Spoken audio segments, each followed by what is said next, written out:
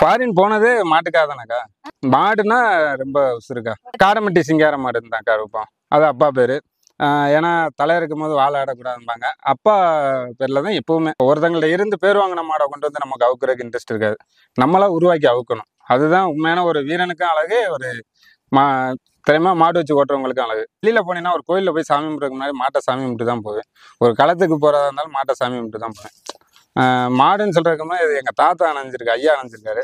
அதனால சும்மா கிண்டல் பண்ணிப்பேன். கழட்டு போயில வரண்டா அப்படி இப்படின்னு தான் கிண்டல் பண்ணுவேன். நம்ம வீம்பு பேசலாம், யார்ட்டையும் மாட வைக்க கிடையாது. ஏன்னா மாடு பெருசா மனுஷன் பெருசான்னு செய்யல, மனுஷன் தான் பெருசு. மாடு 5 அறிவு தான். நம்ம மனுஷனை வச்சு மாட்டை வச்சு வீம்பு எந்த இடத்துலையும் பேசக்கூடாது. இவர் பேர் ஐயனாருக்கா. அக்கா இவர் பேரு கொம்பன். ஆடியில் பார்த்தோன்னா ராக்கெட் மாதிரி வருவாருக்கா. பச்சை பிள்ளைக்கா, தங்க பிள்ளை. நம்ம ரொம்ப எதிர்பார்த்த மாடு. ஒரு 2 பல்லுல இருந்து இந்த மாட்டை பார்த்துட்டு இருக்கேன். நான் வாங்கணும்னு சொல்லிட்டு ஒரு கிட்டத்தட்ட ஒரு 7 வருஷம் கழிச்சு இந்த மாட்டை வாங்கினேக்கா. வாடியிலேருந்து கட்டை அடிச்சு கட்டையில பாஞ்சுதாக்கா வருவாங்க. வந்தோடனே வெளியில ரவுண்டை போட்டு நல்லாவே விளையாடுவாங்க. இன்னைக்கு சிறந்த மாட்டுக்கு நோட் பண்ணக்கூடிய தகுதி இவருக்கு இருக்கு. கூட்டத்தை கட்டா தலையை தூக்கி நிற்பாரு. அந்த ஹைட் வெயிட்டுக்கு வந்து பாத்தீங்கன்னா தலையை தூக்க சரி மாடு நல்லா ஹைட்டா தான் இருக்கு.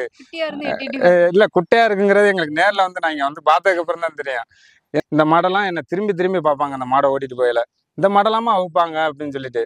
ஏன்னா இது இந்த இந்த இனத்துல இப்ப மாடுகள் ரொம்ப குறைஞ்சு வந்துகிட்டு இருக்கு. நம்ம இந்த இனத்துல வச்சு இது வந்து ஒரிஜினல் தஞ்சாவூர் குட்டைம்பாங்கக்கா. இந்த இனத்துல நம்ம மாடு இப்ப கம்மி. சரி இந்த மாடை நம்ம உருவாக்கி அவுப்போம். ஏதோ நம்மளை நம்பி வந்துட்டேன், அப்புறம் வேணா என்ன விற்காம முடியும் அப்படின்னு சொல்லிட்டு வந்தான். கொண்டு வந்து ஃபர்ஸ்ட் வாடி அவர் தான் நல்ல ஒரு திறமையான வீரர் தான் கட்டினாரு. இன்னைக்கும் அவர் ஃபீல்டில் தான் இருக்காரு. அந்த வீரரும் அந்த வீரர் தான் கட்டினாரு. அவரவே கட்டி கலட்டுச்சு. சரி இவர்கிட்ட ஏதோ ஒரு ரிசல்ட் இருக்கு அப்படின்னு சொல்லிட்டு இதை போட்டிருந்தோம். அதெல்லாம் நல்ல ரோசம் பயங்கரமான ரோசம்க்கா. தம்பிக்கெல்லாம் கோயம்புத்தூர்ல குரவலையில பாஞ்சிருக்கு, கயிறடிக்கிற இடத்துல.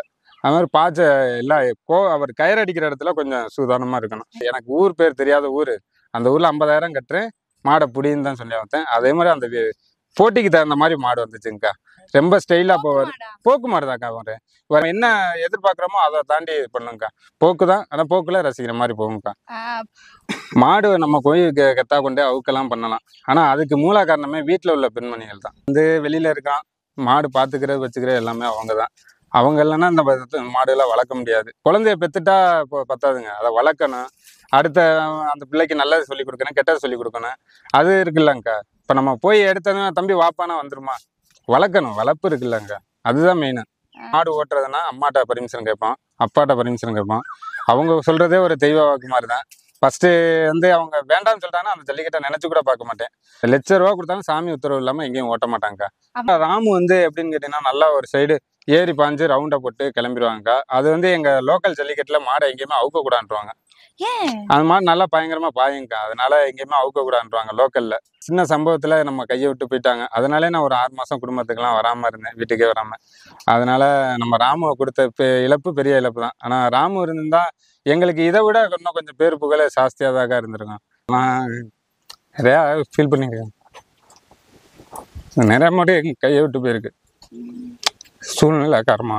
வந்து கிட்டத்தட்ட ஒரு 2,50,000 3 லட்ச ரூபா அப்போ உள்ள காலத்துக்கு 2016 இந்த டயத்துல கேட்டாங்க. எங்கள் அப்பா வெறும் 30-40 ரூபாய்க்கு தாக்கா சந்தையில் கொண்டு விற்றாங்க. ஜல்லிக்கட்டில் வந்து பார்த்தீங்கன்னாக்கா நாங்கள் வந்து இழந்தது ரொம்பங்கக்கா. நிறைய பேர் வந்து இன்னைக்கு பேருக்கு மாடு ஓட்டிகிட்டு இருக்காங்க. நம்ம பாரம்பரியமுங்கிறது ஒன்று இருக்குங்கக்கா, நம்ம பேருங்கிறது ஒன்று இருக்குது. எடுத்ததுமே பேருக்காகன்னு மட்டும் சொல்லிட முடியாது. நம்ம பாரம்பரியம் உள்ளது. இது பேருக்காகனா பாரம்பரியம் விட்டு போயிருங்களாக்கா. ஜல்லிக்கட்டில் வந்து பார்த்தீங்கன்னா நான் மறக்க முடியாத ஒரு நாள்னா ஜிஆர் கார்த்தியன் இழப்புக்கா. அவங்களோட இழப்பு எனக்கு ஜல்லிக்கட்டு வரலாற்றில் அவங்கள மறக்க முடியாத ஒரு இழப்பு. நம்ம எவ்வளவோ காயங்கள் வாங்கியிருக்கோம், அதெல்லாம் நம்ம வேணும்னு போய் வாங்கியிருக்கோம். நம்ம ஃபாரின்ல இருந்தால் அந்த அண்ணனோட இழப்பு எனக்கு மிகப்பெரிய இழப்புக்கா. பணம் காசுக்கு ஆசைப்பட்டு யாரும் அவர்கிட்ட பழக மாட்டாங்க. அவரும் நீ ஏழ்மையானவன்னு பழக மாட்டார். ஏழ்மையாக இருக்கவன்ட்ட தான் நல்லா பழகுவார். மொத்தம் 7 மாடு வளர்க்கு.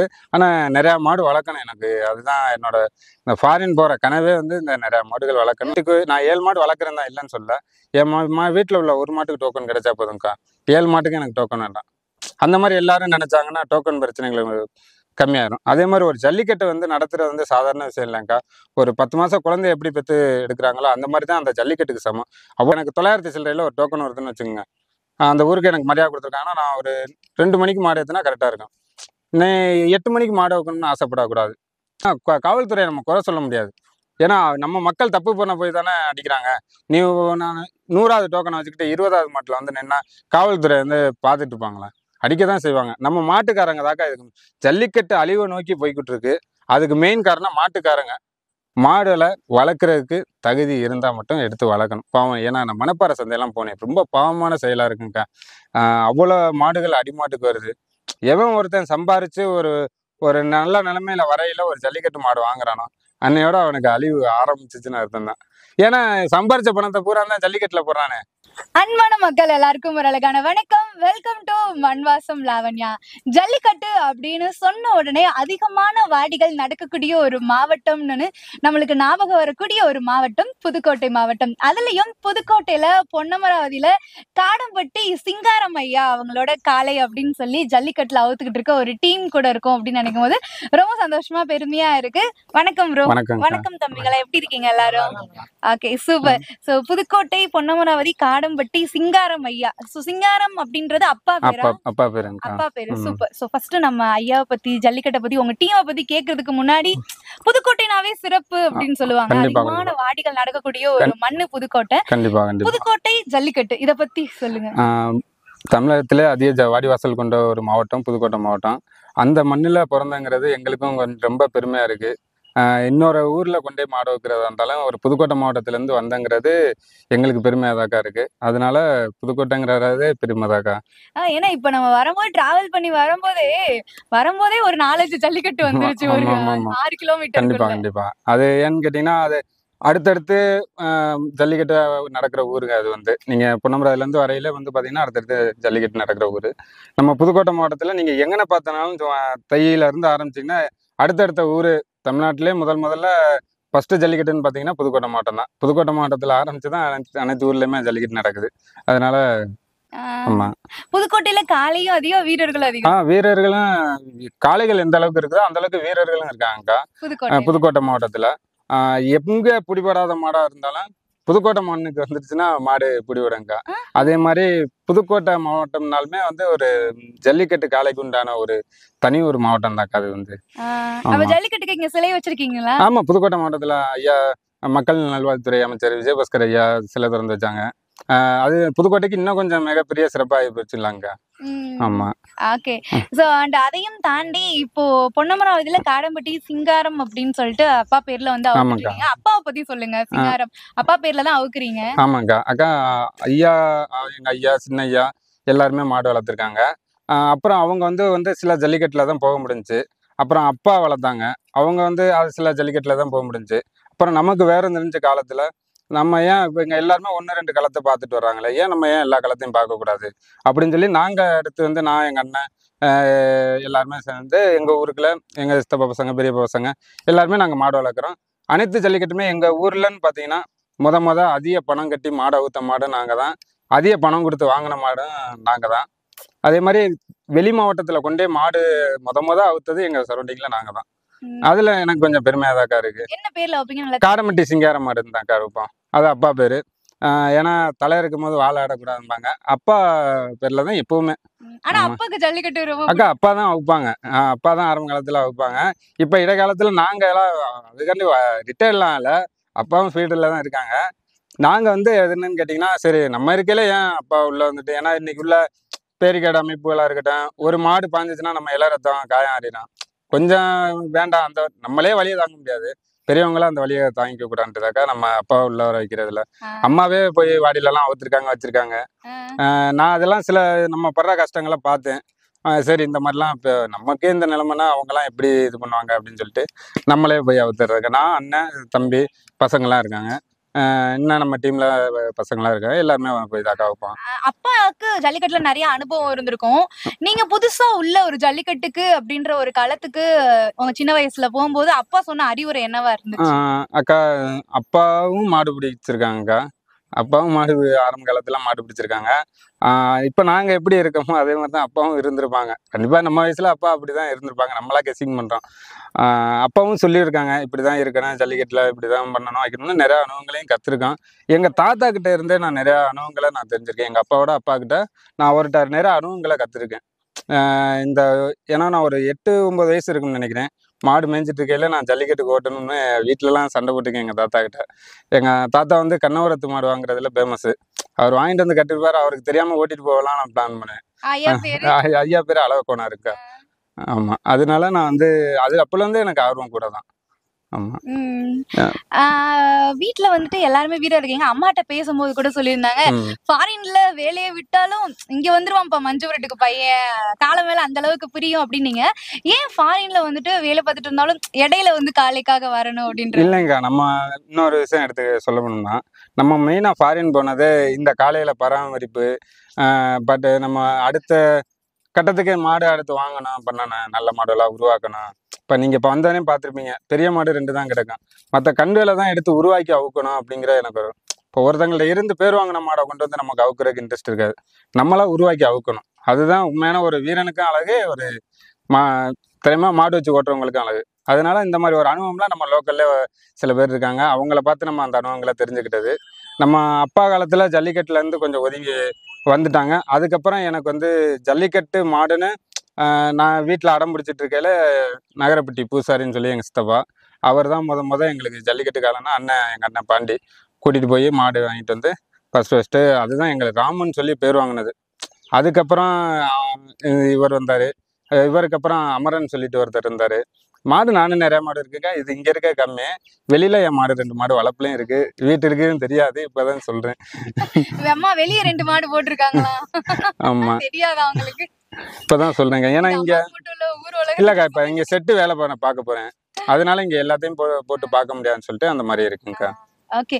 இருந்தாலும் காளைனா உங்களுக்கு எவ்வளவு பிரியம் சின்ன வயசுல இருந்து? அக்கா காளைதாக்கா எனக்கு ரொம்ப சிறுக்கா. அது எப்படின்னு கேட்டீங்கன்னா, நமக்கு ஆரம்ப காலத்துல மாடு பிடிக்கிறதுல தான் இன்ட்ரெஸ்ட் எனக்கு. அப்புறம் காலப்போக்கில் சரி நம்மள மாதிரி ஒருத்தவங்க மாடை பிடிக்கல, அவங்க மனசு ரொம்ப கஷ்டப்படுமே, நம்ம ஏன் மாடை உருவாக்கக்கூடாது அப்படின்னு சொல்லிட்டு தான் அண்ணன் வளர்த்துட்டு இருக்கையில, ஏன்னா அண்ணன் நம்ம வீட்டில் வளரேன், அந்த மாட்டுக்கு நம்ம முன்னுரிமை கொடுக்க மாட்டேன். மாடு பிடிக்கிறதுல நான் இன்ட்ரெஸ்ட் காட்டுவேன். அப்போ சரி நம்ம இன்னும் கொஞ்சம் இன்ட்ரெஸ்ட் காட்டக்கூடாது. இப்போ 5 கை தட்டுறதும் 10 கை தட்டுறதுக்கும் வித்தியாசம் இருக்குலாங்க. சரி, அதனால நான் கொஞ்சம் ஃபீடில் மாடு பிடிக்கிறதுல நானாக கொஞ்சம் கம்மி பண்ணி அப்படியே போயிட்டு இருக்கேங்க்கா. ஆமா, மத்தபடி காளைனா வந்துட்டு எவ்வளவு பாசமா நீங்க? அக்கா ரொம்ப பாசம்க்கா. இது நீங்க வரையிலே பார்த்துருப்பீங்க, எல்லாமே ஒரு கையில தான் பிடிப்போம் எல்லாருமே. அதே மாதிரி இங்க நாங்க எல்லாம் எந்த இடத்துல ஜல்லிக்கட்டுல வைத்தாலும் இந்த கலையா இருக்கட்டும் அந்த கலையா இருக்கட்டும் எந்த மாடா இருந்தாலும் நாங்க ஒரு ஆள் தான் போய் பிடிப்போம். யார் வேணாலும் போய் பிடிப்போம். பாசம் ரொம்ப அடிட்டு. இப்போ நான் இந்த வண்டி சவுண்ட் வந்துச்சுன்னா, என் வண்டி வீட்டில் இருக்கு, அந்த வண்டி சவுண்டை கேட்டுச்சுன்னா எல்லா மாடுமே எந்திரிச்சிடும். கிண்டடிச்சு அவர்லாம் கிண்டடிச்சு கூப்பிட்டுக்கிட்டே இருப்பாரு. ஆமா, அதனால நமக்கு வண்டி மாடுனா ரொம்ப உசுருக்கா. ஃபாரின் போனது மாட்டுக்காக தானேக்கா. ஆமா, ஃபேமிலி ஒரு சைடா இருக்கட்டும், மாடு ஒரு சைடு. இப்போ ஃபேமிலி எந்த அளவுக்கு நம்ம மனசுல வச்சிருக்கோமோ அந்த அளவுக்கு தான் மாடுகளையும் வச்சிருக்கோம்.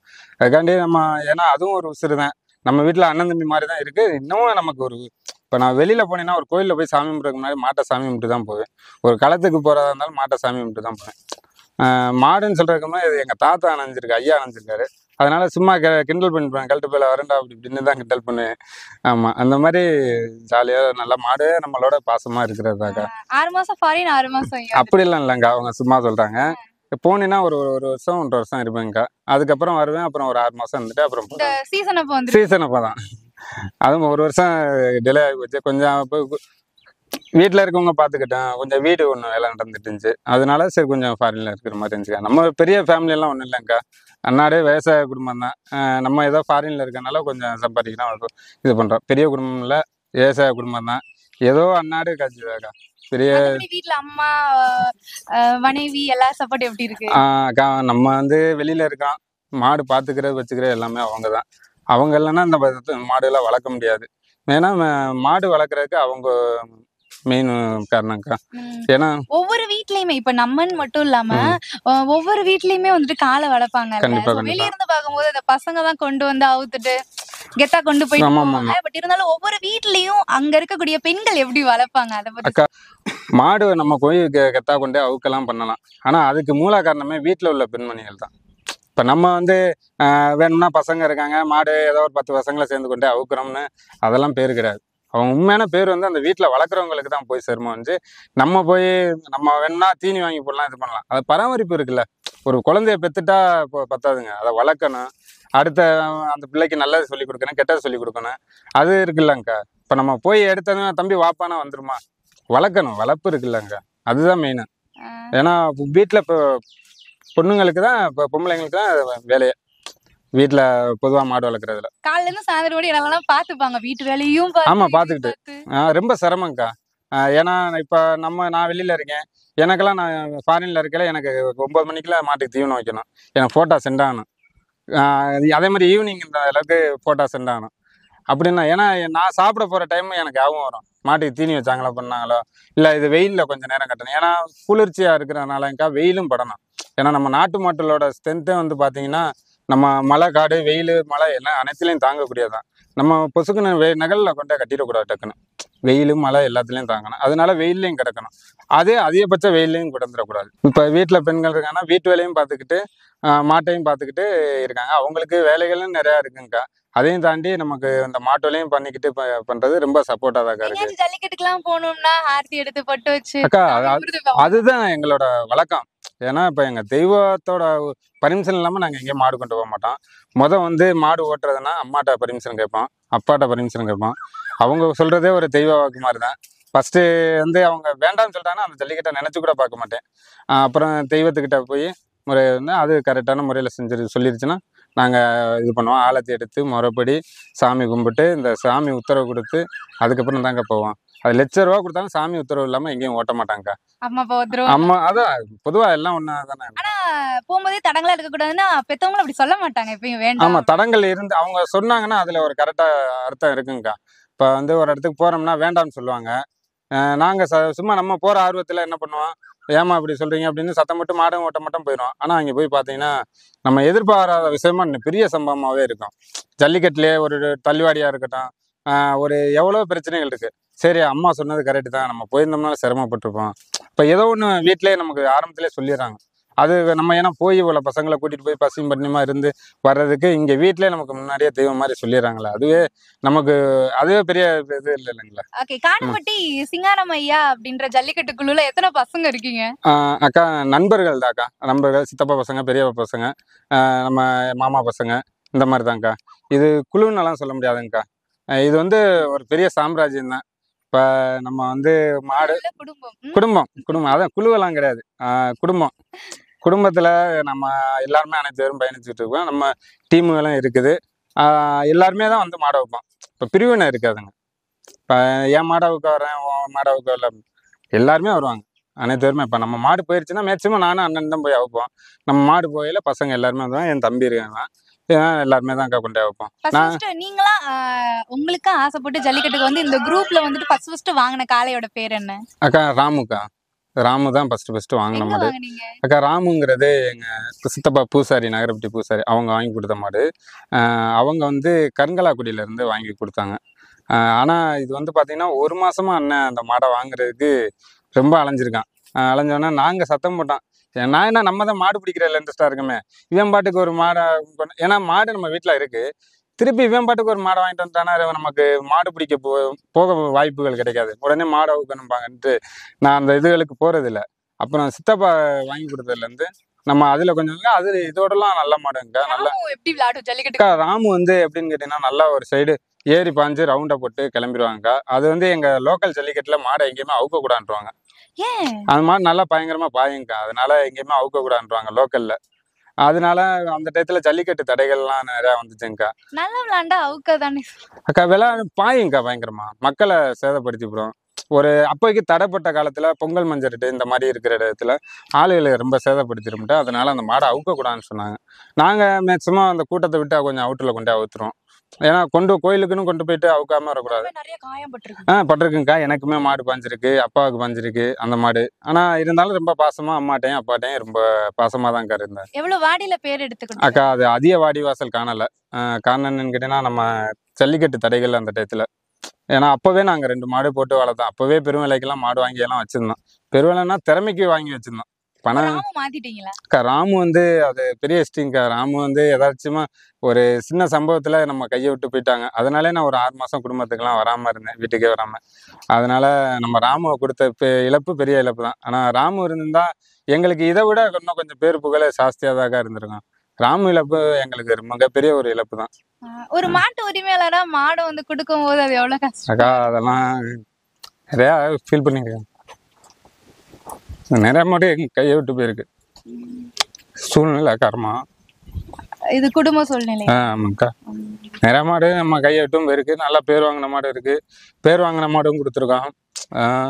ரொம்ப பாசமாகவும் வளர்ப்போம். அந்த மாடுகளும் நம்ம கையை விட்டு நிறையா எதர்ச்சியா அது வந்து நல்லதுக்கும் யூஸ் ஆயிருக்கு. ஒரு இடம் வாங்குறதுக்காக இருக்கட்டும், ஒரு எந்த ஒரு எல்லா சூழ்நிலைக்குமே ஒரு அமரன்னு சொல்லிட்டுலாம் ஒரு மாடு இருக்கு. இப்போ எங்கள் மாமா பையன்கிட்ட தான் இருக்கு. தேனி கொடுத்து, தேனிலேருந்து எங்கள் மாமா பையன்கிட்ட கொடுத்து, இப்போ அதுவும் நம்ம தான் வாங்க போகிறோம். ஏன்னா அது என்னைக்கா இருந்தாலும் நம்ம கட்டுத்துறைக்கு வரணும்னு நம்மளுக்கு ஒரு ஆசை. ஏன்னா அது எங்களுக்கு நிறையா சப்போர்ட் பண்ணியிருக்கேன் அந்த மாடு. அதனால மாடுல நிறையா மாடுல நான் மிஸ் பண்ணியிருக்கேன். ரொம்ப பாசமாக வளர்த்த மாட்டுல கொடுத்துட்டெல்லாம் நான் ரொம்ப நாள் அழுதுருக்கேன். ரொம்ப அது ஒரு தனி ஃபீலுக்கு மாடை கொடுத்தது. ரீசெண்டா கூட ஒரு வீடியோ பார்த்தேன். அதுல ஒரு ஐயாவும் அம்மாவும் வந்துட்டு ரொம்ப ஆசைப்பட்டு வளர்த்துருப்பாங்க. ஆமா, ஆனா குடும்ப சூழ்நிலை காரணமாக விற்கணும் அப்படின்ற ஒரு சிச்சுவேஷன் வந்துருச்சு. கண்டிப்பாக. அப்படின்னும் போது அந்த காளைய கடைசியா ராமு கொஞ்சி அனுப்பிச்சாங்க. ராமு போனதுக்கும் அதான் ரீசனு. அமரன் போனதுக்கும் அதான் ரீசனுங்கக்கா. ராமெல்லாம் வந்து கிட்டத்தட்ட ஒரு 2,50,000 ரூபா 3,00,000 ரூபா அப்போ உள்ள காலத்துக்கு 2016 இந்த டயத்துல கேட்டாங்க. எங்கள் அப்பா வெறும் 30-40 ரூபாய்க்கு தாக்கா சந்தையில் கொண்டு போய் விற்றாங்க. அந்த டயத்துல சூழ்நிலை காரணத்தினால அது எங்களுக்கே தெரியாது. அப்புறம் விற்றதுக்கு அப்புறம் தான் எங்களுக்கு தெரியும். இந்த மாதிரி விற்றுட்டோம். அதுக்கப்புறம் இது எதர்ச்சியா நம்ம கண்ணில் நம்ம அண்ணா திருப்பத்தூர்ல ஒரு அண்ணா வந்து காட்டினாங்க. இது மாடு. உங்க பேர் சொன்னே அழுகுறீங்க. ஆமாக்கா. ஏன்னா ஜல்லிக்கட்டுல வந்து பாத்தீங்கன்னாக்கா நாங்க வந்து இழந்தது ரொம்பக்கா. நிறைய பேர் வந்து இன்னைக்கு பேருக்கு மாடு ஓட்டிட்டு இருக்காங்க. நம்ம பாரம்பரியம்ங்கிறது ஒண்ணு இருக்குங்கக்கா, நம்ம பேருங்கிறது ஒண்ணு இருக்கு. எடுத்ததுமே பேருக்காகன்னு மட்டும் சொல்லிட முடியாது. நம்ம பாரம்பரியம் உள்ளது. இது பேருக்காகனா பாரம்பரியம் விட்டு போயிருங்களாக்கா. நம்ம பாரம்பரியம் தமிழரோட கலாச்சாரம் பண்பாடு. அதனால நம்ம வந்து எப்பவுமே நம்ம ஒரு தமிழனோட வீட்டுல ஒரு காளைகள் இருக்கணுங்கிறது ஒரு இது. வித்தோம்னா பணத்துக்கு ஆசைப்பட்டெல்லாம் மாடு விற்கலாங்க்கா. அதாவது வந்து பாத்தீங்கன்னா ஒரு 2 லட்சம் 3 லட்சத்துக்கு கேட்டு உடைச்சு நான் மாடு கொடுக்கல. ஒரு இக்கட்டான ஒரு சூழ்நிலையில எதிர்பாராத விஷயமா பெரியவங்க கொடுத்துட்றாங்க. வெறும் 30,000 35,000 இப்படிதான் நான் மாடு எடுத்திருக்கேன். அதுக்கப்புறம் நான் தவிர்த்துக்கிட்டேன் நிறைய விஷயங்கள். எந்த இதை நம்ம வந்து கஷ்டப்பட்டு மாற்றி வந்தோமோ அதெல்லாம் நம்ம கடந்து செல்லணும் அப்படின்னு சொல்லிட்டு தான் எந்த மாடும் நம்ம கையை விட்டு போயிடக்கூடாது. அதுக்குண்டா இப்போ என்கிட்ட இருக்கு, என்னால் முடியலைன்னா என் தம்பிங்கள்ட்ட கொடுப்பேன். இப்போ 1 லட்சத்துக்கு கேட்குறாங்களா, அவனுக்கு 50,000க்கு தான் கொடுப்பேன். பணத்துக்குன்னு கிடையாது. எங்கேயோ மாடு அவன்கிட்ட நிற்குதேன், இப்போ நாளைக்கே என்கிட்ட கொடுக்குறனால நான் பணத்தை கொடுத்துட்டு அதோட கூட கொடுத்து தான் வாங்கியிருக்கேன். இந்த மாதிரி தான் இந்த கால இந்த மாடெல்லாம் இருக்கு. ஓகே, இப்போ வந்து இவரை பத்தி சொல்லுங்க. இவர் பேர் என்ன? அக்கா இவர் பேர் வந்து கொம்பன்க்கா. கொம்பன் எங்க இருந்து வாங்குனீங்க? அக்கா திருப்பத்தூர்ல நியாஸ்ன்னு சொல்லி ஒரு பாய் அண்ணா நமக்கு ரொம்ப நெருக்கம். அவர் மூலியமா ஒரு ஃபோன்ல இந்த மாடு வித்த ராமு வித்த இதுல ஒரு டென்ஷன்ல நான் சென்னையில இருந்து பேசிட்டு இருந்தேன். அவர் வந்து போட்டோ அனுப்பிச்சுட்டாரு. இவர் என்ன பண்ணிட்டாரு, இந்த கூட்டத்தை கட்டா தலையை தூக்கி நிற்பாரு. அந்த ஹைட் வெயிட்டுக்கு வந்து பாத்தீங்கன்னா தலையை தூக்க, சரி மாடு நல்லா ஹைட்டா தான் இருக்கு. இல்ல குட்டையா இருக்குங்கிறது எங்களுக்கு நேர்ல வந்து நான் இங்க வந்து பார்த்ததுக்கு அப்புறம் தான் தெரியும். ஏதோ நம்மளை நம்பி வந்துட்டேன், அப்புறம் இவனை என்ன விற்காம முடியும் அப்படின்னு சொல்லிட்டு வந்தான்.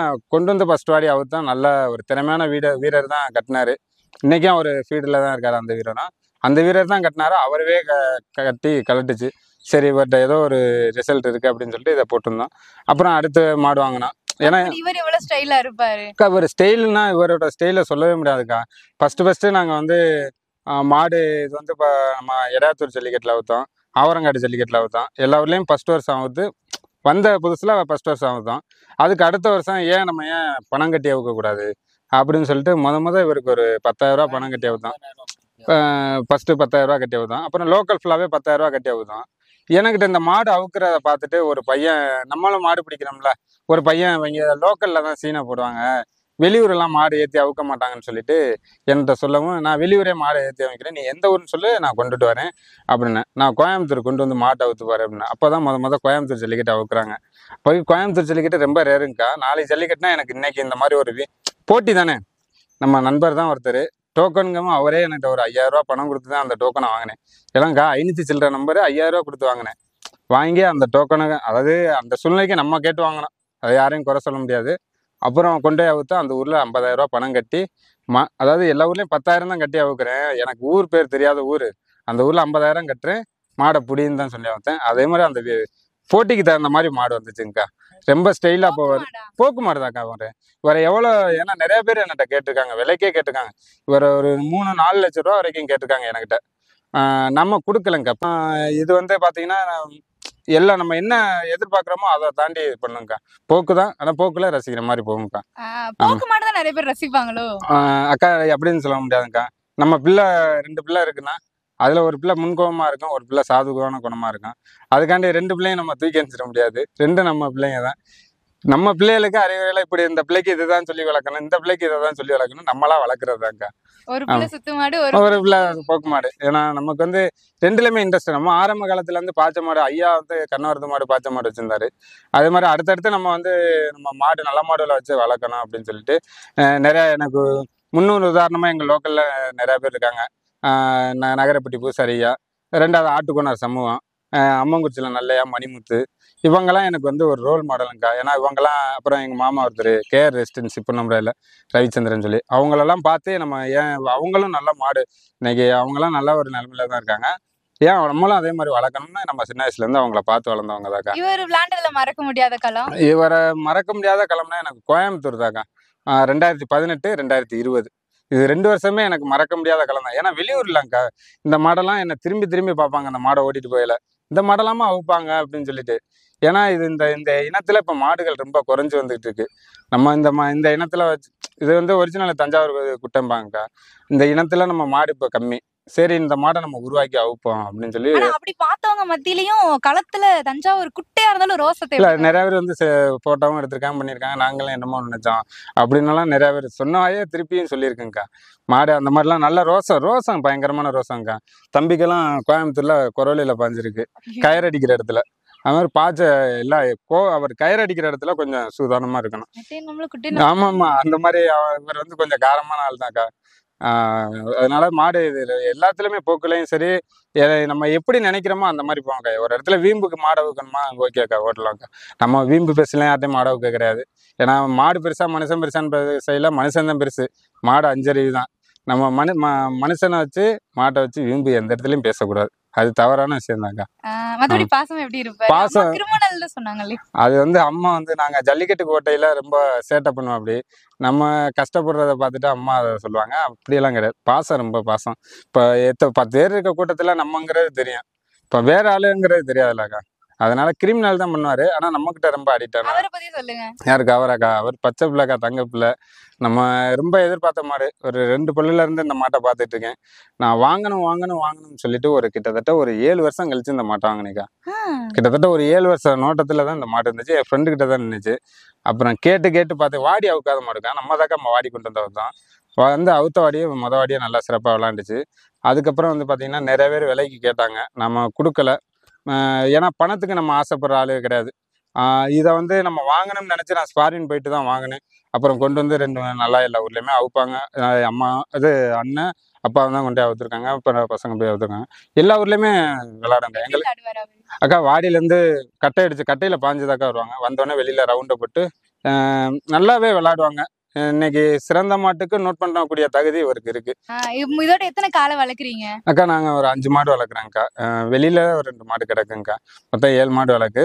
ஆனா நிறைய மாடு வளர்க்கணும் எனக்கு. அதுதான் என்னோட இந்த ஃபாரின் போற கனவே வந்து இந்த நிறைய மாடுகள் வளர்க்கணும். ஒரு மாடு வளர்க்குறவங்களுக்கே டோக்கன் கிடைக்க மாட்டேங்குதுன்ற மாதிரி சொல்றாங்களே, 7 மாட்டுக்கு எப்படி இந்த டோக்கன் அப்படின்ற போது அந்த டோக்கன் எவ்வளவு சிரமமா இருக்கு, அதுவும் புதுக்கோட்டை மாவட்டத்துக்குள்ள? கரெக்டான கொஸ்டின். அதாவதுங்கக்கா மாடு வந்து எப்படின்னு கேட்டீங்கன்னா, ஒரு வீட்டுக்கு நான் 7 மாடு வளர்க்குறேன் தான், இல்லைன்னு சொல்ல. என் வீட்டுல உள்ள ஒரு மாட்டுக்கு டோக்கன் கிடைச்சா போதும்க்கா. 7 மாட்டுக்கு எனக்கு டோக்கன் வேண்டாம். அந்த மாதிரி எல்லாரும் நினைச்சாங்கன்னா டோக்கன் பிரச்சனைகள் கம்மியாயிரும். அதே மாதிரி ஒரு ஜல்லிக்கட்டு வந்து நடத்துறது வந்து சாதாரண விஷயம் இல்லைங்கக்கா. ஒரு 10 மாசம் குழந்தை எப்படி பெற்று எடுக்கிறாங்களோ அந்த மாதிரி தான் அந்த ஜல்லிக்கட்டுக்கு சமம். அவ்வளோ சிரமப்பட்டு நடத்துறாங்க. அதே நேரத்தில் ஜல்லிக்கட்டுல வந்து பார்த்தீங்கன்னா ரொம்ப கஷ்டங்க்கா. ஒரு புறவாடியா இருக்கட்டும், அது மாட்டுக்காரங்களும் ஒத்துழைப்பு கொடுக்கணும். இப்போ எனக்கு 900 சில்லறையில் ஒரு டோக்கன் வருதுன்னு வச்சுக்கோங்க. அந்த ஊருக்கு எனக்கு மரியாதை கொடுத்துருக்காங்கன்னா நான் ஒரு 2 மணிக்கு மாடு ஏற்றினா கரெக்டாக இருக்கும். இன்னும் 8 மணிக்கு மாடு வைக்கணும்னு ஆசைப்படக்கூடாது ஒன்றுங்க. அதே மாதிரி காவல்துறையை நம்ம குறை சொல்லக்கூடாது. ஏன்னா காவல்துறையெல்லாம் பாவம், அவங்க அந்த வெயிலில் வந்து அவ்வளோ கஷ்டப்படுறாங்க. புறவாடியாக இருக்கட்டும், எவ்வளோ மக்கள் தாக்க ஒத்துழைப்பு கொடுக்கணும். மக்களுக்காக காவல்துறை, காவல்துறைக்காக மக்கள். ஏன்னா நம்ம அவங்களையும் பாதுகாக்கணும். காவல்துறையை நம்ம குறை சொல்ல முடியாது. ஏன்னா நம்ம மக்கள் தப்பு பண்ண போய் தானே அடிக்கிறாங்க. நான் 100வது டோக்கனை வச்சுக்கிட்டு 20வது மாட்டில் வந்து நின்னா காவல்துறை வந்து பார்த்துட்டு இருப்பாங்களா? அடிக்க தான் செய்வாங்க. நம்ம மாட்டுக்காரங்க தாக்கா இதுக்கு ஜல்லிக்கட்டு அழிவை நோக்கி போய்கிட்டு இருக்கு. அதுக்கு மெயின் காரணம் மாட்டுக்காரங்க. மாட்டுக்காரங்க தான் மெயின் காரணம். ஏன்னா நம்ம மாட்டுக்கு என்ன தகுதிங்கிறது நமக்கு தெரியும். டோக்கன் எத்தனை நம்பர் கொடுத்துருக்காங்களோ அந்த நம்பருக்கு தான் மாடு அடைக்கணும். நீ அதை விட்டுட்டு 100வது டோக்கன் வாங்கி வச்சுட்டு 10வது மாட்டில் வைக்கணும் அப்படின்னு சொல்லுது, அதெல்லாம் தவறு. உனக்கு என்ன நம்பர் கொடுத்துருக்காங்களோ அதில், ஏன்னா இன்னைக்கு சட்டத்திட்டங்க அன்னைக்குள்ள ஜல்லிக்கட்டு இன்னைக்கு இல்லை. அன்னைக்கெல்லாம் வந்து பார்த்தீங்கன்னா 10 மணிக்கு போவோம், 10 மணிக்கு மாடை பிடிச்சிட்டு போவோம், 1 மணிக்கு சாப்பிட்டு விட்டுட்டு ஒரு 2 மணிக்கு அவுத்தோம்னா 4 மணிக்கு மஞ்சள் முடியும் வீட்டுக்கு வந்துட்டு இருப்போம். இன்னைக்குள்ள காலகட்டம் அப்படி இல்லை. 6 மணிக்கெல்லாம் ஜல்லிக்கட்டுனாலுமே முதல் நாள் நைட்டே பரபரப்பாக ஆயிடுறாங்க. அந்த மாதிரி இருக்கிற சூழ்நிலை நம்ம தான் அந்த ஏன்னா இன்னைக்குள்ள ஜென்ரேஷன் மாறிடுச்சு, சட்டத்திட்டங்களும் மாறிட்டு இருக்கு. அதனால நம்ம அதுக்கு தகுந்த மாதிரி தான் மாறி ஊர்க்காரங்க ரொம்ப கஷ்டப்பட்டு தான் நடத்துறாங்க. சப்போர்ட் சப்போர்ட் பண்ணணும், மக்கள் தான் சப்போர்ட் பண்ணணும். இப்போ ஜல்லிக்கட்டு நடத்துறாங்கன்னா மாட்டுக்காரங்களை நம்பி ஜல்லிக்கட்டு நடத்துறாங்க. அந்த கமிட்டி சைடும் சில பேர் இருக்காங்கக்கா, தவறுகள் பண்றாங்க, டோக்கனை விற்பனை பண்றாங்க. அதாவது கமிட்டியை குறை சொல்ல, கமிட்டியில ஒரு சில பேர் அந்த 5 விரலும் ஒரே மாதிரி இருக்காது பாத்தீங்களா? ஜல்லிக்கட்டை நடத்துறதுக்கு அவ்வளோ கஷ்டப்படுறாங்க, அதுல விற்பனையும் பண்றாங்க. அதெல்லாம் தவறு. ஒரு மாட்டுக்காரன் பணம் இருக்கிறவங்க வாங்குவாங்க. ஏழ்மையான குடும்பத்துல இன்னமும் நிறைய பேர் இந்த வருடத்துல அவுக்காதவங்க நிறைய பேர் இருக்காங்க. ஏன்னா அதனால டோக்கனை விற்பனை பண்ணக்கூடாது. ஒரு பாரம்பரியமா பையன் வேட்டி துண்டு போட்டு அவருங்களே, பாரம்பரியம் அதானக்கா. ஒரு வேட்டி அவுத்து 4 மாட்டுக்கு கொடுத்த காலம்லாம் இருக்குல்லக்கா, போகலையே. ஒரு வேட்டி துண்டை போட்டு அவருங்க யாரும் கார் பைக் யாரும் கேட்க கிடையாது. ஒரு சைக்கிள் கொடுங்க, ஏர் கூலர் கொடுங்க, இதெல்லாம் கேட்க கிடையாது. ஏன்னா நம்ம நல்லா வேலாத்தோம்னா 2 நாள் வேலாத்தோம்னா ஏர் கூலர் வாங்கிக்கலாம், சைக்கிள் 5 நாள் வேலாத்தோம்னா சைக்கிள் வாங்கிக்கலாம். இதை விட்டுட்டு எனக்கு ஏர் கூலர் கொடுங்க அப்படி இப்படின்னலாம் கேட்கக்கூடாது. ஏன்னா பாரம்பரியமா நம்ம வளர்க்குறோம், அது பேருக்காக வளர்க்குறோம்னா நீ பரிசு ஆசைப்பட்டு போகக்கூடாது. மொத்தத்தில் நம்ம ஒரு வேட்டி துண்டு போட்டாதாலும் நம்ம இந்த ஊரில் கொண்டு அவுக்கணுண்டா அப்படிங்கிற ஒரு ஆசை இருக்குது, கொண்டு அவுக்கிறோம். அது நம்ம பரிசு ஆசைப்பட்டு போகக்கூடாது. ஏன்னா இந்த பரிசுனால தான் இந்த டோக்கன் பிரச்சனையும் வருது. அதே மாதிரிக்கா இன்னொரு விஷயம் என்னன்னா, இப்போ உள்ள இளைஞர்களுக்கு நம்ம சொல்லிக்கக்கூடியது என்னன்னு கேட்டிங்கன்னா, மாடுகளை வளர்க்குறதுக்கு தகுதி இருந்தால் மட்டும் எடுத்து வளர்க்கணும். பாவம், ஏன்னா நான் மணப்பாறை சந்தையெல்லாம் போனேன், ரொம்ப பாவமான செயலாக இருக்குங்கக்கா. அவ்வளோ மாடுகள் அடிமாட்டுக்கு வருது. இது யாருன்னு கேட்டிங்கன்னா, நான் சின்ன சின்ன பசங்க தான் அந்த மாட்டுகளை பிடிச்சிக்கிட்டு இருக்காங்க. நான் விசாரித்தேன் 5-6 பேத்துக்கிட்ட. விசாரிக்கல, என்னப்பா இந்த மாதிரி ஏன்டா இந்த மாதிரிலாம் விற்கிறீங்க அப்படின்னு கேட்கல. ஏன்னா வீட்டில் பார்த்துக்க மாட்டேங்கிறாங்கண்ணா, வளர்க்க மாட்டேங்கிறாங்கண்ணே அப்படின்னு. அதனால சின்ன பசங்க மாடு வாங்குறது ஒரு இடத்த செட் பண்ணிட்டு உங்கள் ஃபேமிலியை ஃபஸ்ட்டு பாருங்கள். அதுக்கப்புறம் நம்ம பணம் காசாக சம்பாரிச்சுக்கிட்டு, ஏன்னா நாங்கள் அனுபவத்தில் சொல்கிறோம், ஏன்னா அதெல்லாம் நாங்கள் அனுபவப்பட்டு வந்துட்டோம், அனுபவத்தில் சொல்கிறோம். ஒரு நல்ல நிலைமைக்கு வந்துட்டு நீ ஒரு மாடை வாங்கி அவுக்கலாம். எவன் ஒருத்தன் சம்பாரித்து ஒரு நல்ல நிலைமையில வரையில ஒரு ஜல்லிக்கட்டு மாடு வாங்குறானோ அன்னையோட அவனுக்கு அழிவு ஆரம்பிச்சிச்சுன்னு அர்த்தம் தான். ஏன்னா சம்பாரிச்ச பணத்தை பூரா தான் ஜல்லிக்கட்டுல போடுறானே. இப்போ நம்ம சம்பாதிக்கிறோம், ஜல்லிக்கட்டுக்கு போகிறோம். இப்போ ஒருத்தன் கஷ்டப்பட்டு சம்பாரிச்சுக்கிட்டே ஒரு மாட்டை வாங்குறான்னா அதில் தான் அவன் என்ன பண்ணும், ஒரு 10 பேர்த்த சேர்க்க தோணும், 10 பேருக்கு எல்லாமே பண்ணுற மாதிரி செலவு பண்ணுற மாதிரி இருக்கும். அந்த மாதிரி இருக்கிறதுல இன்னைக்கு உள்ள காலத்தில் இளைஞர்கள் மாற்றிக்கணும். மாடு வேண்டான்னு சொல்ல, ஒரு ஆசைக்கு ஒரு மாடு வளர்க்கலாம், குடும்பத்தை கஷ்டப்படுத்தக்கூடாது. அந்த மாதிரி மாடு வளர்த்துட்டு போயிட்டு இருக்கணும். ஏன்னா நிறையா மாடு பாவம்க்கா சந்தைக்கு போயிட்டு இருக்கு, அதில் கொஞ்சம் தவிர்த்துக்கலாங்க்கா. அதே மாதிரி இந்த வாடி வாசலில் கெடமாடு அவுக்கிறத கொஞ்சம் தவிர்த்துக்கலாம். ஏன்னா நிறையா மாட்டுக்காரங்கள் பாதிக்கப்படுறாங்க. 10 கயிறு 15 கயிறு போட்டு அவுக்குறாங்க. அதெல்லாம் ரொம்ப கெடமாடை எடுத்ததுமே அவுக்கக்கூடாது அக்கா. கெடமாடு கொண்டு வந்து அது எந்த ஒரு, ஏன்னா வெறும் புல்லை மட்டும் தின்ட்டு ஒரு ஸ்ட்ரென்த்தாக இருக்கிறது. அவன் வண்டியில் போட்டு படுத்த படுக்கையிலேருந்து எந்திரிக்க முடியாமல் கொண்டு வந்து அவுக்குறாங்க. காலு சூக பிடிக்கும் மாடு. அது நல்ல மாடுகளாக தான் இருக்கும். நம்ம ஒரு வருஷம் கொண்டு வந்து உடம்பேற்றி நல்லா ட்ரைனிங் பண்ணி, ட்ரைனிங்னா எப்படி நல்ல இற வச்சு ஊக்கமாக கொடுத்து நம்ம அவுத்தோம்னா மாடு நல்லா பண்ணுங்கக்கா. நம்ம கடையிலேருந்து டேரக்டை இறக்குமதியெல்லாம் பண்ணக்கூடாது. நம்ம அண்ணன் செங்குன்ற அண்ணன் சொல்கிற மாதிரி டேரக்டாக இறக்குமதி பண்ணியிருக்காங்களே, அந்த மாதிரி பண்ணக்கூடாது. இன்னைக்கு இன்னொரு விஷயம்க்கா, நம்ம தமிழ்நாட்டில் ஜல்லிக்கட்டில் பேச்சாளர்கள் உங்களை மாதிரி வீடியோ ஃபோட்டோகிராஃபி இந்த மாதிரி உள்ளவங்க தான் அந்த ஜல்லிக்கட்டை அடுத்த கட்டத்துக்கு கொண்டுட்டு போகிறீங்க. அதுலேயும் பார்த்தீங்கன்னா அந்த ஜல்லிக்கட்டில் மைக்கு பேச்சாளர்கள் கொஞ்சம் நல்ல பேச்சாளர்கள் இருக்காங்க, அதுக்காண்டி எல்லாரையும் குறை சொல்ல முடியாது. சில பேச்சாளர்கள் இப்போ நம்ம செங்குன்றண்ணன் அவங்கெல்லாம் பார்த்தீங்கன்னா ஜல்லிக்கட்டை இப்படி தான் வர்ணிக்கணும், இப்படி தான் ஒரு மாட்டுக்காரனுக்கு பாதிப்புப்படக்கூடாது, ஒரு பிடியாக்காரனுக்கு பாதிப்படக்கூடாது, வந்திருக்க ஃபோட்டோகிராஃபிகள் பாதிக்கப்படக்கூடாது அப்படின்னு தான் மைக்கு வாசிப்பாங்க. அதே மாதிரி நத்தம் சரவணன்னு நல்லா தான் வாசிப்பாங்க. அவர்கிட்ட அண்ணன்ட்ட குறை சொல்கிற அளவுக்குலாம் இல்லை, பாதிக்கப்பட்டிருக்காங்க. நான் யாரும் பேரை சொல்ல விரும்பலை. அவங்க இந்த ஒரு மாடு விளாண்டுட்டு இருக்கையில் பார்த்தீங்கன்னா அடுத்த மாட்டை அவுத்துடுறது, அதெல்லாம் பண்ணக்கூடாதுங்கக்கா. அது தவறு. ஏன்னா நம்ம லட்சக்கணக்கில் போட்டு மாடு வாங்கி வச்சுருக்கோம், எவ்வளோ கஷ்டப்பட்டு கொண்டே அவுக்குறோம். உங்களுக்கு என்ன வேலை, மைக்கு வாசிக்கிறதுனா மைக்கை மட்டும்தான் பேசணும். அதை விட்டுட்டு நீங்கள் ஒரு ஈகோ பார்க்கக்கூடாது. உண்மையா இல்லைக்கா, ஒரு மாடு அவுக்குற எவ்வளோ கஷ்டம்னு உங்களுக்கும் தெரியும். அந்த மாதிரிலாம் பண்ணக்கூடாது அக்கா. போதும்க்கா, நமக்கு இதே போதும்க்கா. இன்னும் ஆனால் ஆசை இருக்கு வாங்குவோங்க்கா. அதாவது எடுத்ததுமே உச்சத்தை தொட்டுற முடியாது, படிப்படியாக போவோமேக்கா. நம்ம அப்படி இப்படின்லாம் போக ஆசைப்படல. நம்ம திறமைக்கு எல்லாம் வளர்ந்துட்டு இருக்காங்க. அவங்க பேர் இத்தனை சொல்லுவாங்க. வருஷம் ஜல்லிக்கட்டு வாழ்க்கையிலேயே வந்துட்டு உங்களுக்கு மறக்க முடியாத ஒரு நாள்னா எந்த நாளை சொல்லுவீங்க? அக்கா, ஜல்லிக்கட்டுல வந்து பாத்தீங்கன்னா நான் மறக்க முடியாத ஒரு நாள்னா ஜிஆர் கார்த்தியன் இழப்புக்கா. அவங்களோட இழப்பு எனக்கு ஜல்லிக்கட்டு வரலாற்றுல அவங்கள மறக்க முடியாத ஒரு இழப்பு. நம்ம எவ்வளவோ காயங்கள் வாங்கியிருக்கோம், அதெல்லாம் நம்ம வேணும்னு போய் வாங்கியிருக்கோம். நம்ம ஃபாரின்ல இருந்தால் அந்த அண்ணனோட இழப்பு எனக்கு மிகப்பெரிய இழப்புக்கா. ஒரு சாவருக்கு ஒரு 10 டேஸ் முன்னாடி எனக்கு ஃபோன் பண்ணி எல்லாம் பேசி இந்த மாட்டை கேட்டுக்கிட்டு இருந்தாரு. அண்ணன் நல்லா தம்பி அப்படின்னு சொல்லி எல்லாம் பேசுவார். நல்ல நெருக்கமாக எனக்கு ஒரு 14 வயசுலேருந்து பழக்கம் அண்ணன். ரொம்ப பழக்கம். அவர் போனது ரொம்ப மனவர்த்தம். அதுதாக்க ஜல்லிக்கட்டு வர நம்ம மறக்க முடியாத ஒரு இழப்பு. 10 நாளைக்கு முன்னாடி பேசுறாரு. பேசிட்டு ஜல்லிக்கட்டு அன்னைக்கு. ஆமாக்கா, ஆமாம் அப்போ தான் நான் ஃபாரின்ல இருந்தேன். அண்ணா அந்த மாதிரி பசங்க சொல்கிறாங்க என்னப்பா அப்படின்னா, அப்புறம் குமார்னு சொல்லி ஒரு அண்ணா இருக்காரு இங்கே, கார்த்தியனோட எப்பவுமே இருப்பார். அண்ணனுக்கு ஃபோன் அடித்தேன், எடுக்கல. அப்புறம் இன்னொரு பையனுக்கு அடித்தேன், என்னப்பா சொல்கிறாங்களே அப்படின்னு. ஆமாண்ணே, அண்ணன் இருந்து விட்டா அப்படின்னா ரொம்ப சங்கடமாக போச்சுங்க. ஆனால் ரொம்ப பாசமாக இருப்பார். பணம் காசுக்கு ஆசைப்பட்டு யாரும் அவர்கிட்ட பழக மாட்டாங்க. அவரும் நீ ஏழ்மையானவன்னு பழக மாட்டார். ஏழ்மையாக இருக்கவன்ட்ட தான் நல்லா பழகுவார். அவரோட கேரக்டர்லாம் நல்ல கேரக்டருங்கக்கா. நம்ம ரொம்ப பாசமாக இருப்போம். நான் அந்த இளைஞர் பேரையில் தான் இருந்தேன். தமிழ்நாடு ஜல்லிக்கட்டு இளைஞர் பேரையில் தான் இருந்தேன். நம்ம இப்போ அண்ணன் இல்லாததுக்காக நம்ம அதில் இருக்கிறோம். ஆனால் முன்னே அண்ணன் இருந்த ஒரு இதில் நம்ம இப்போ இல்லைங்கக்கா. ஆமாம், அதுதான் ஒன்று. நம்ம ஜல்லிக்கட்டில் நம்ம மறக்க முடியாத ஒரு சம்பவம்னா அண்ணனோட இழப்பு. ஜல்லிக்கட்டு வாழ்க்கையிலேயே வாழ்க்கையில நம்ம இழக்க, ஏன்னா ரொம்ப பெரிய ஒரு உயிர்லக்கா. எவ்வளோ பாசநேசமாக இருந்தாலும் நம்மளை விட்டு போயிட்டாங்கிறப்ப ரொம்ப இதுலக்கா. அதுதாக்கா நம்மளோட மறக்க முடியாது. 2வது ராமுவோட இழப்பு. ராமு நம்ம கையை விட்டு போனது. இன்னைக்கெல்லாம் வந்து எத்தனையோ லட்சத்துக்கெல்லாம் மாடு வைக்கலாம். விளையாடுதா இல்ல? இல்லைங்க, மாடே இல்லைங்கக்கா, மாடே இல்லை. அது இறந்துருச்சுன்னு தான் சொல்கிறாங்க. நாங்கள் அதை பற்றிலாம் கேட்டு அதுக்கப்புறம் பண்ணிட்டேங்க்கா. இவர் பேர் ஐயனாருக்கா. இது வரைக்கும் 10 வாடி போயிருக்காரு. ரொம்ப கோவக்காரரா இருக்காரு. ரொம்ப கோவக்காரருக்கா. களத்துல அங்கனே அவுத்து அங்கனே பிடிச்சிக்கலாம்க்கா. களத்துல வாசனங்க வெளில வந்துட்டா. இது வரைக்கும் வாடி போயிருப்பாரு. 10 வாடி போயிருக்காருக்கா. எப்படி விளையாடுவாரு? வாடியில வந்து பயங்கரமா நின்று விளையாடுவாருக்கா. சிறந்த மாடுன்னு பேர் வாங்கியிருக்காரு. இவர் பேர் வந்து ஐயனா இருக்கா.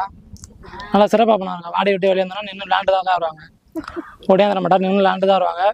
வரநாளரே கயிறு போடுங்கப்பா அப்படின்னு சொன்னதுக்கப்புறம் தாங்க வருவாங்க. அது வரைக்கும் நல்லா விளாடுவாங்க. தோரணே ஒரு மாதிரியா இருக்காரு. பயங்கரமா வருவாங்க வெளில வரும்போது.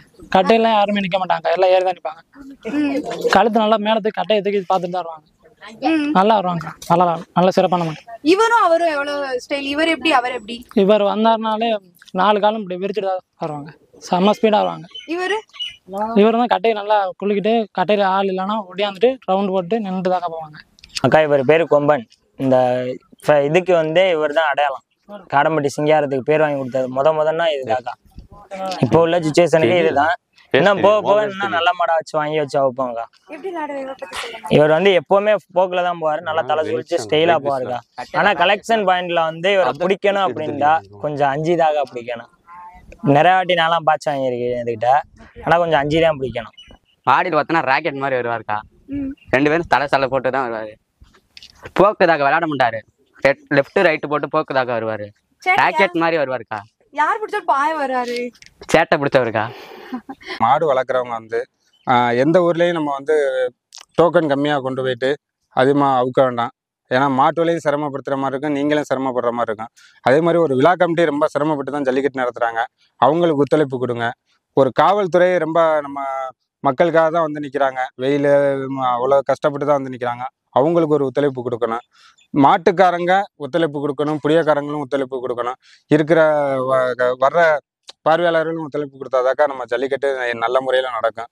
அதை விட்டுட்டு நான் பெரிய ஆளு நீ பெரிய ஆளுன்னு மாடு அவுக்கிறத தவிர்த்தா ஜல்லிக்கட்டு இன்னும் கொஞ்சம் சிறப்பாக நல்லா இருக்குங்கக்கா. ரொம்ப நன்றி. ஸோ இன்னைக்கு உங்களை பார்த்தது ரொம்ப ஹாப்பியா இருந்துச்சு. ஸோ இன்ன வரைக்கும் நம்ம பொன்னமராவதி, நம்ம புதுக்கோட்டை, காடம்பட்டி சிங்காரம் ஐயா அவங்களோட ஜல்லிக்கட்டு டீம் தம்பிங்களை பத்தி, அவங்க டீமை பத்தி நிறைய வந்துட்டு கேள்விப்பட்டிருப்பீங்க. ஸோ இந்த வீடியோ ரொம்ப பிடிச்சிருக்கும் அப்படின்னு நினைக்கிறேன். இதே மாதிரி இன்னொரு டீல நாங்கள் சந்திக்கிறேன். Until then by from Lavanya. இந்த வரைக்கும் பேட்டி கொடுத்ததுக்கு ரொம்ப நன்றி.